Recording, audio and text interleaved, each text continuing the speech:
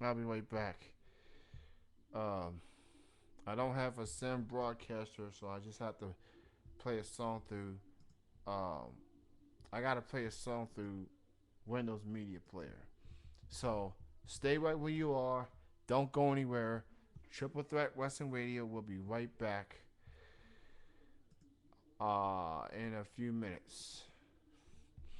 So let me play a song real quick because apparently me and my food, me and my body, not getting along very well. So stay.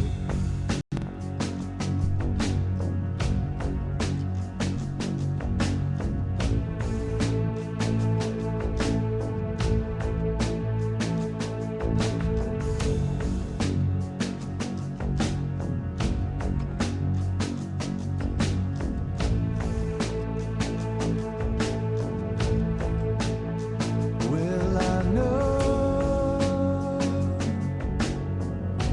what you're doing now as you decide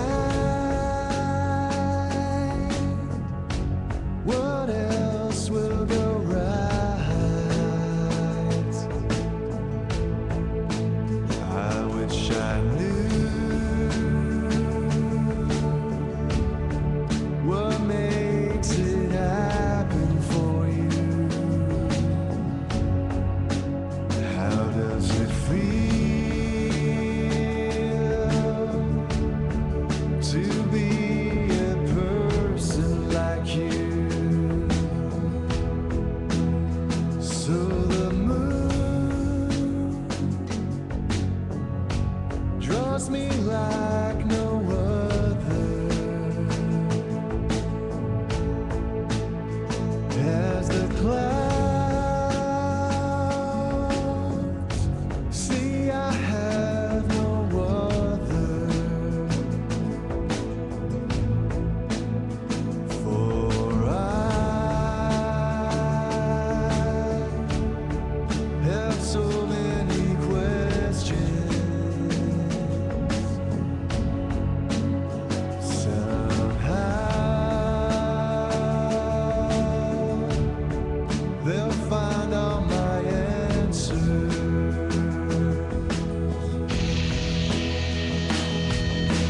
So ask the sun, do you find love in your dealing?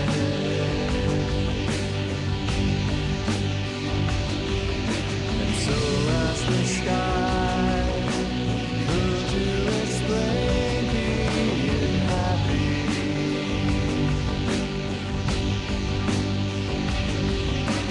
Then post the wish, you're probably safe in your castle.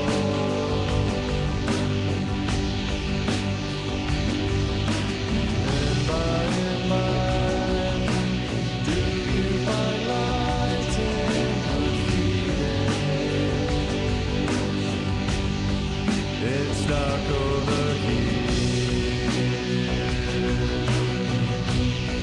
It's dark over here.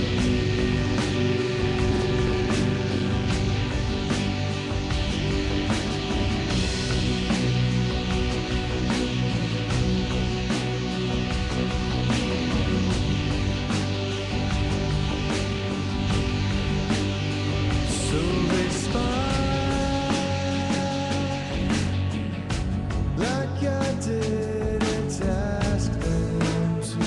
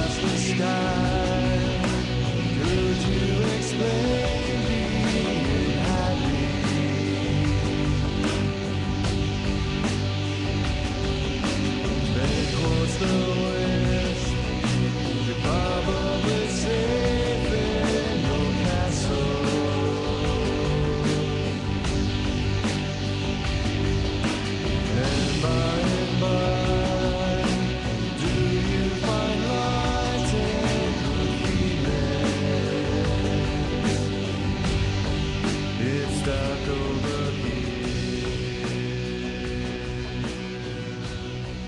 It's stuck over here.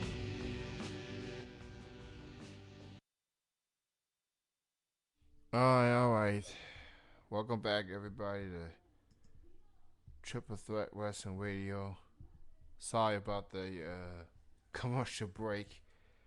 Uh, I'm not gonna get too much into detail, but I will say this: if you ever do radio, whether it's internet or terrestrial, try not to eat too much before you get on the air. Especially hours leading up to the show. For some reason, I had quite an appetite, and I just not gonna go far on that one. But as I was saying, I was in the middle of recapping Monday Night Raw here. Rise Above Cancer. WWE's bringing it back. Um, the Susie G. Conan will be on board with WWE.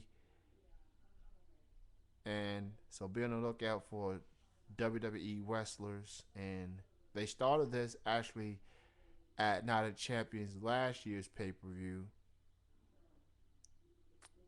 And they doing this actually, yeah, I think it may be that or I actually lost track, but they did this for over a month. They did this for, I believe, yeah. So they did it. The Night of Champions started last year. Now they're doing this uh, after Night of Champions. So it's a good, good idea. Fandango defeats Santino. CM Punk in his hometown, Chicago, wearing a Chicago Blackheart jersey, gets interrupted, speaking, try to rap hard for his city, gets interrupted by Paul Heyman wearing one of those bite thingies. The battery's dead, and CM Punk realizes it, and he tries to attack Heyman, but it was a trap as Axel and Ryback come in. Now Punk tried to fight on his own, and he had some moments, but the numbers games eventually caught up with him, and Ryback with a press slam Punk right into a table. To do his damage as it is. Also, the Total Divas cast, which includes the Bellas, the Funkadactyls, and Natalia, went up against AJ, Alicia Fox, Oksana, Layla, and the returning Tamina Snuka. It's the first time I've seen her on Raw or any other televised show all year. You talk about a woman that's been taking a back seat. I mean, good. And I love Tamina Snuka, but I guess WWE has been trying to find something that Tamina can just go with the flow, if you will, but they just haven't found anything for Tamina that she can hang on to at least. And then I guess the Bellas are now baby faces now. Especially when Randy Orton wanted smack towards Brie Bella. Talking about you want to be with a real man. I'm the guy. So I guess you can now see that. You can now see that the Bellas are now turned babyface. And then 11-on-3 handicap elimination tag match. The remaining team, the Usos, Dolph Ziggler, and R-Truth and Daniel Bryan. I think it was, Usos, Ziggler, and Bryan was the remaining participants on that team. Went on to beat Shield in the 11-on-3 match. As Raw went off the air. So what to look forward to next week? Los Matadors, Wise Above Cancer Initiative is back, and we definitely will see where they go from here. Now on to the main event recap here. Fandango and Big E, unlikely team, loses to the Usos. Tag team action. Big Show takes some frustration out of Damien Sandow, picks up the victory. Curtis Axel in the main event defeats Justin Gabriel. Um, that concludes your main event recap. I did want to make an announcement here, especially to all the UWF supporters out there. And I'm looking forward to this interview next week. That's right. And from my understanding, after some time off, UWF's Larry D will be back at UWF this coming Sunday at Georgetown, Kentucky, take on his former tag team partner and friend Chris Majors, who is the current UWF heavyweight champion. And I will be interviewing Larry D for the first time ever this coming Friday night of next week. So stay tuned to that. I can now confirm that on the 18th, going to be joined with a wrestler named Sumiko, a female wrestler out of the Tennessee area. Stay tuned for that next week. Actually, on the 18th, excuse me.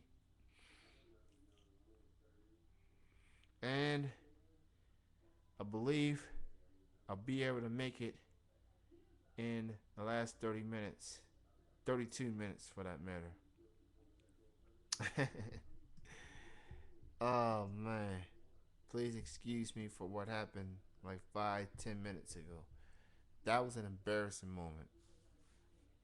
And again, word of advice, do not, and I repeat, do not eat too much in the day leading up to your show. And the weird thing is, I like to eat, but I don't eat that much the way that I have today. So, it happens. Just don't make it happen when you're on the air doing the radio. You know you have to get up. I better just stop right there. Because I got 31. I don't want to jinx myself. To tell you the truth, I don't want to jinx myself. But the guest is going to be joining me, hopefully. His name is the Grisham Savior Buddy Highway. I'm at his Facebook fan page, and he's got an interesting bio. He's a professional wrestler, a certified body slammer, worker, and entertainer. Have over 12 years in the business, lives in Oregon. And of course, he loves his family. That's a good look. He's from Grisham, Oregon. I'm just learning these things as I go. So that's how he comes up with the Grisham Savior. He's repping for his city. It's a nice gimmick. Very cool. He has won multiple championships, mainly FDX, PDX, NWWA, War, BCW, NGW, EQPW. He was born in Portland. He was trained by multiple wrestlers, including Tito Kwan, Little Nasty Boy, Mega Boy. Additional trained by Cedric the Hitman. He's worked for a lot of companies. He's from my understanding, man, he's a big dude, very talented. much respected. I look forward to interviewing Buddy in the foreseeable future here. But in the meantime, I know I took the 2 week hiatus, and you know what would be more embarrassing is that this guy called and while I was in the commercial break. That would not be good for me. That would. I noticed, man, they done updated Google Chrome. Definitely updated here. I'm not so sure if I like this update or not. I'm not all that sure, ladies and gentlemen. Now, I I was called that they are doing a show. So I don't know if they're doing a show right now or he's in the middle of his match right now. So,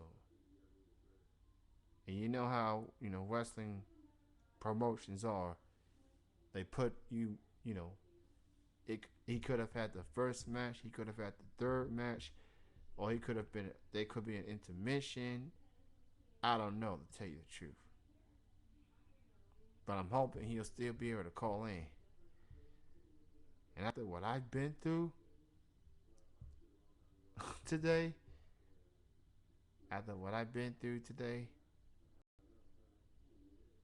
let's see. After what I've been through, I'm definitely in need of laying down after what happened to me. I'm just scrolling down his Facebook fan page as I doing this show. He's walking a Seahawks hat.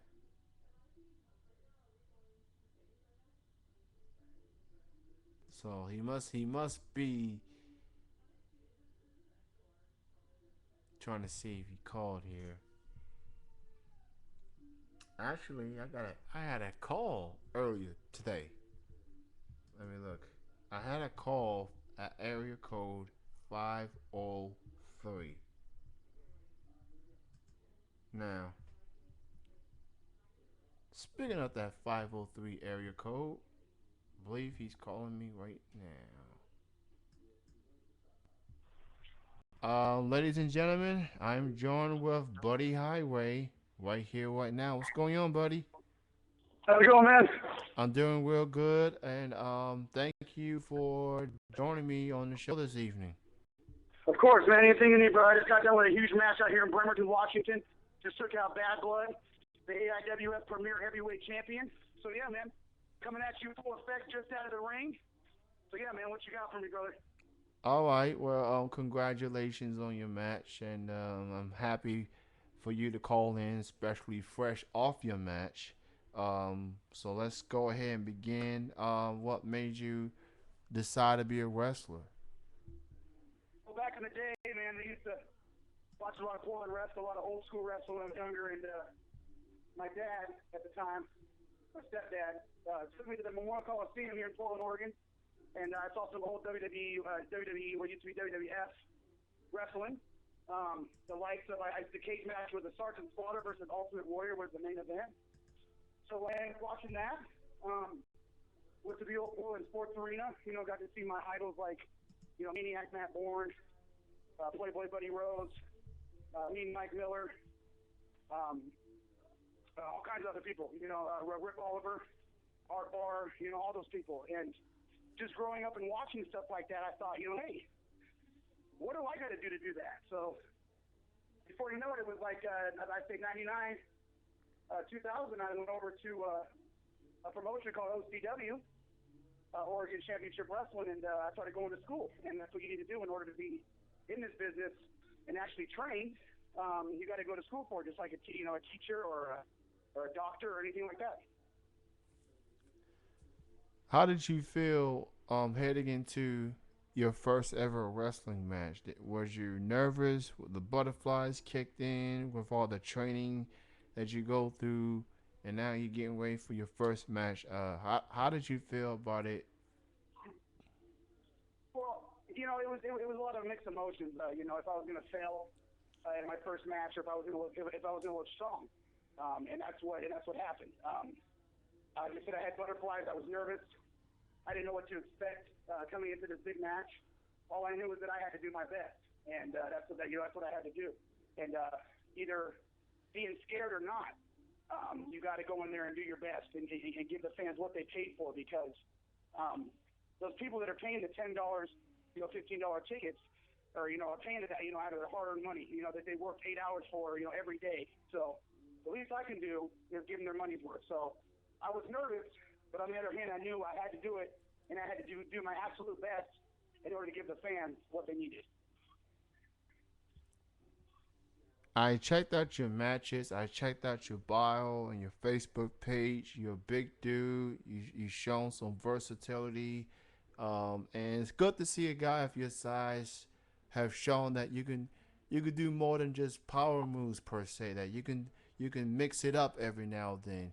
That being said, how would you best describe your wrestling style?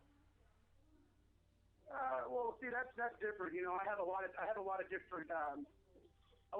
stuff. So I mean, it's kind of hard to pick one person. But Playboy Buddy Rose is definitely a guy that I get a lot of my stuff from. Cole Cabana, um, Roddy Piper, me, Mike Miller. Those people right there. I get a lot of my Playboy Dusty Rhodes. Dusty Rhodes, not Playboy, but Dusty Rhodes. And just go off them and then add my own type of style. And that's definitely what I have had, is I have a totally different style than other wrestlers that wrestle out here in the indie scene. And that's what makes me far different from other people, is that I'm able to be athletic, and do lots of moves that other people can't do. You know what I mean? It's like I move around like a cruiserweight, but yet I'm 290 pounds. So figure that out.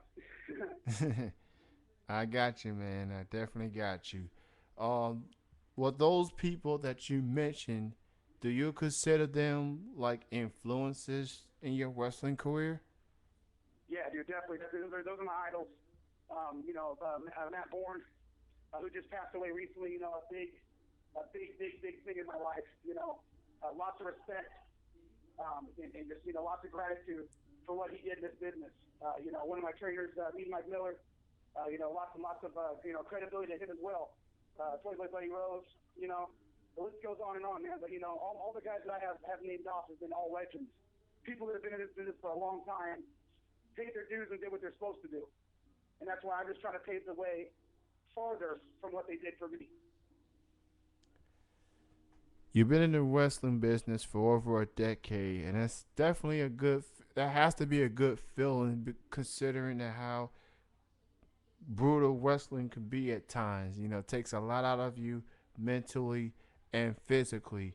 Did you ever thought that you would be in the wrestling business for this long, let alone past a decade?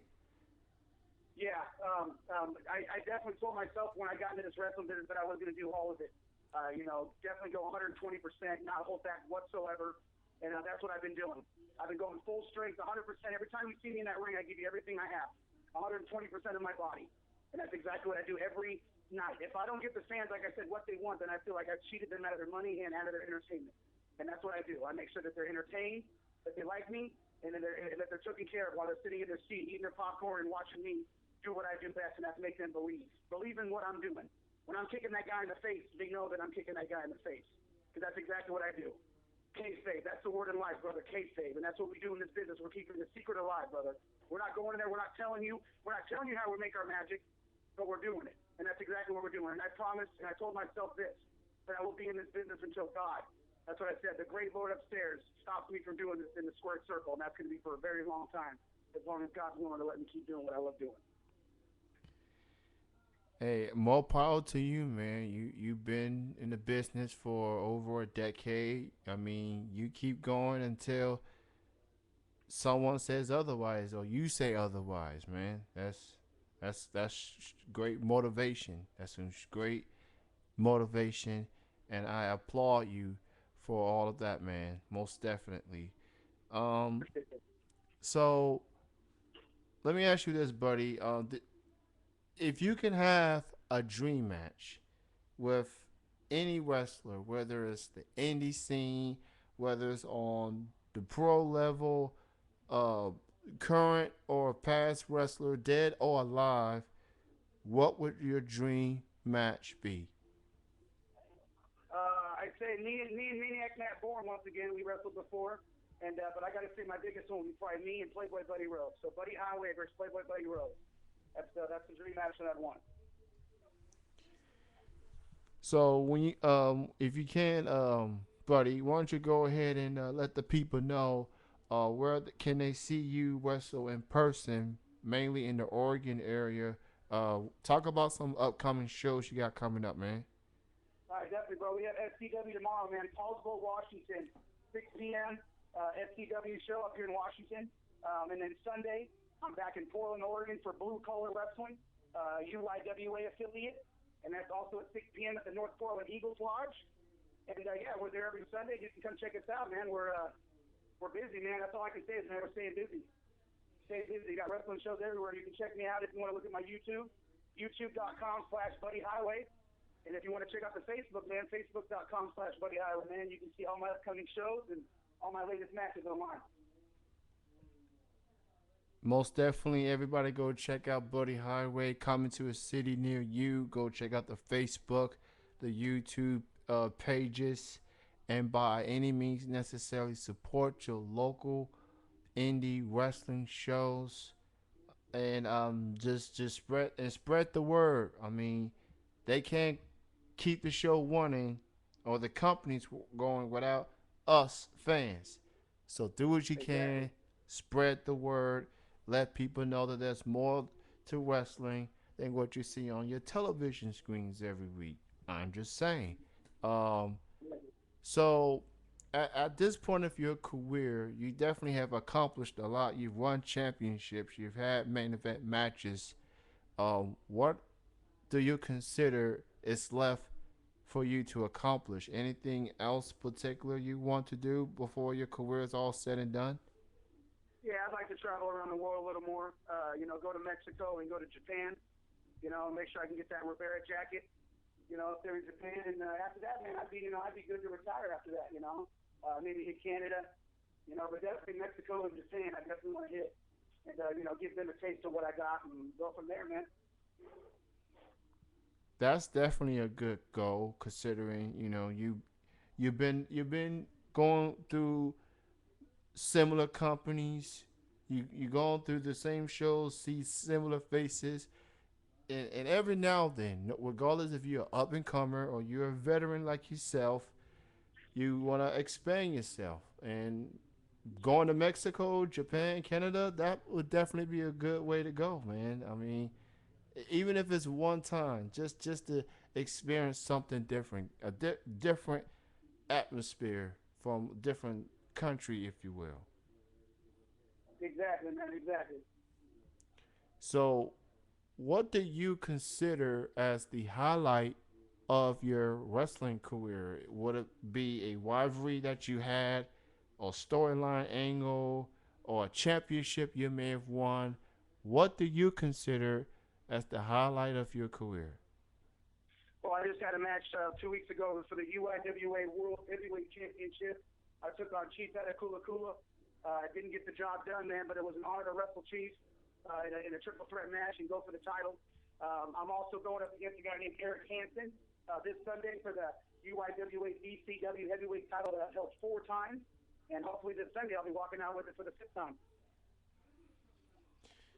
And for anyone out there that may be listening to this show, whether it's live or may end up listening to this on YouTube, whatever, what would your advice be to anyone out there that wants to pursue their career, that wants to make this wrestling profession as a career?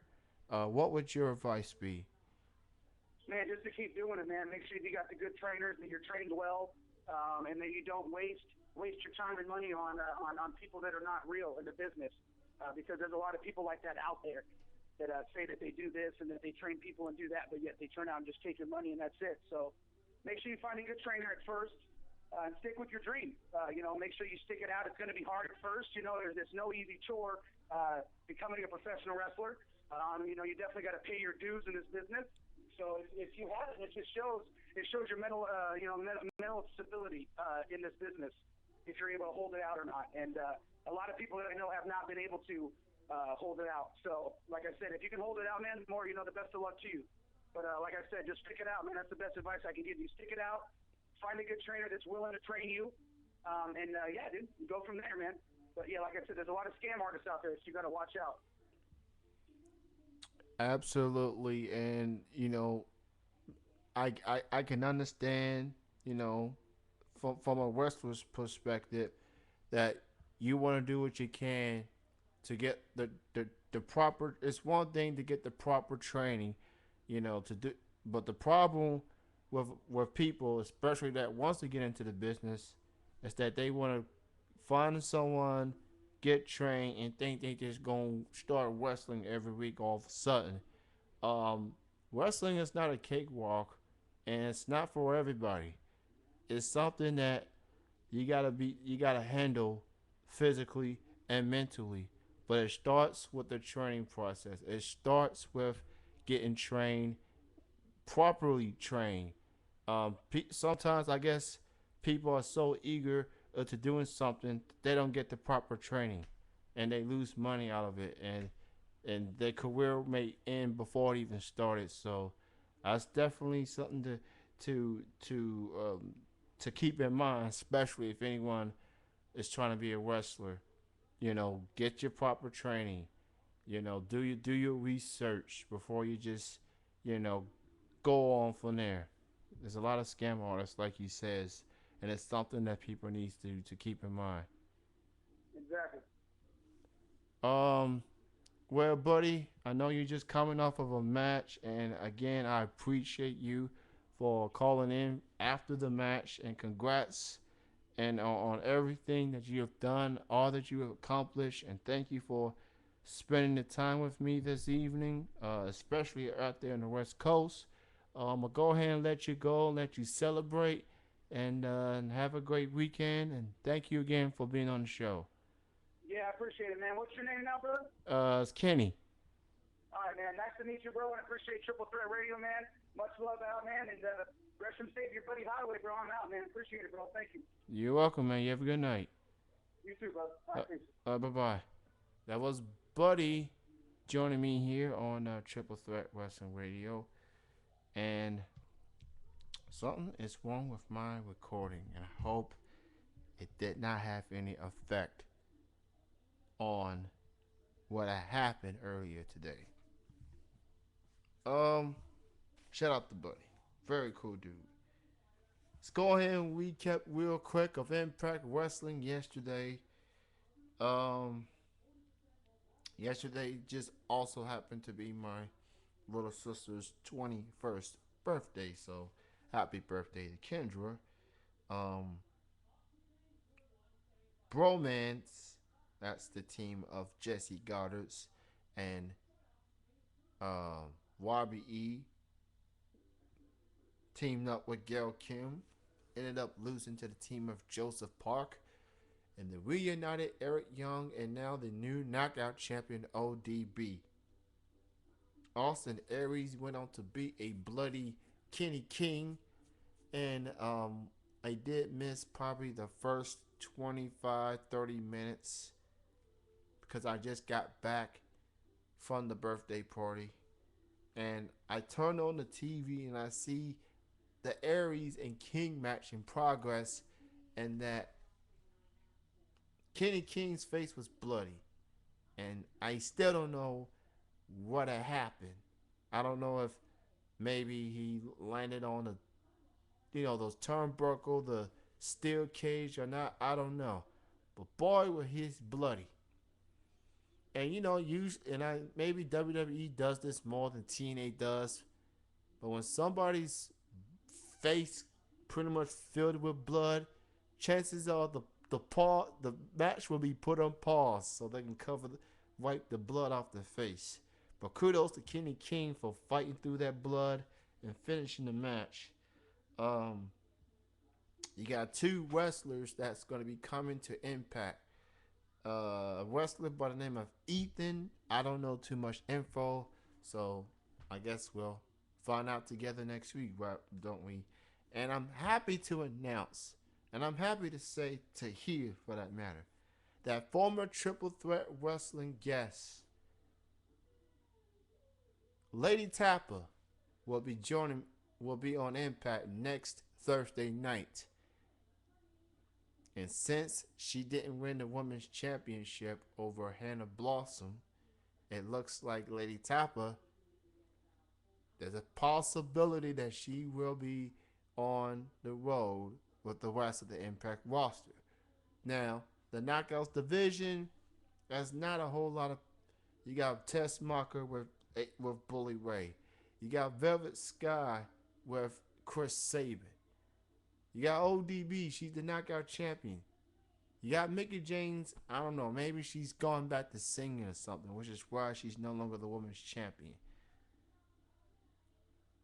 But Lady Tapper, she's coming out. We're going to see what she's made of. And I'm so happy that she's now going to get an opportunity. I wish that it was Taylor Hendricks that got an opportunity too, but things didn't work out. So maybe TNA is finally starting to start focusing into the future. But we know that Hogan and Sting and some of these other wrestlers, they're not going to take a pay cut. And they're not going to be leaving unless a career-threatening injury, I suppose. But at some point, Impact Wrestling needs to focus on the future. The next 3 to 4 years from now. That's all I'm saying. And it's also been announced that Kurt Angle will be making his in-ring return on Bound for Glory pay-per-view. A day prior to that, he'll be inducted into the TNA Hall of Fame as well. Bully Ray pretty much put his foot down as it pertains to the main event Mafia. I mean, the Aces and Aces, excuse me.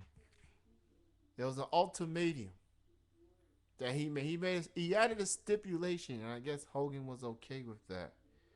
Stipulation was whoever gets pinned is out. Unfortunately for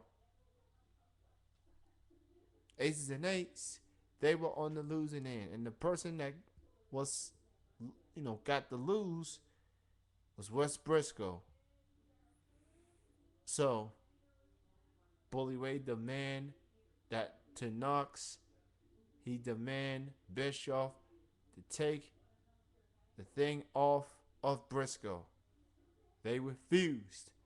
So Bully Ray had to beat the guy down and, and they had no other choice. So first Anderson's gone and now Briscoe is gone. And that was a power driver. Yes, a power driver, ladies and gentlemen, to poor Wes Briscoe. And then Hulk Hogan came in, gave AJ Styles contract to sign. So it's official, right? Then comes the now new Dixie Carter, who's now turned heel as of a week ago. And not only she whips AJ Styles' contract, but gives Hulk an ultimatum. You either with me, you either with Team Dixie, or you're going to end up like AJ. In other words, either you're with me or you're against me. That's what it all boils down to. Now, for your quick SmackDown recap, because it is coming up on the West Coast. Triple H gets confronted by Miz. Miz gets a chance to redeem himself in the main event when he goes up against Randy Orton. Berta Del Rio with the submission victory over R-Truth. He goes back to the arm. RVD comes for the save. And the World Heavyweight Championship match at Battleground has been updated. It's now will be a Battleground hardcore match for the World Heavyweight title.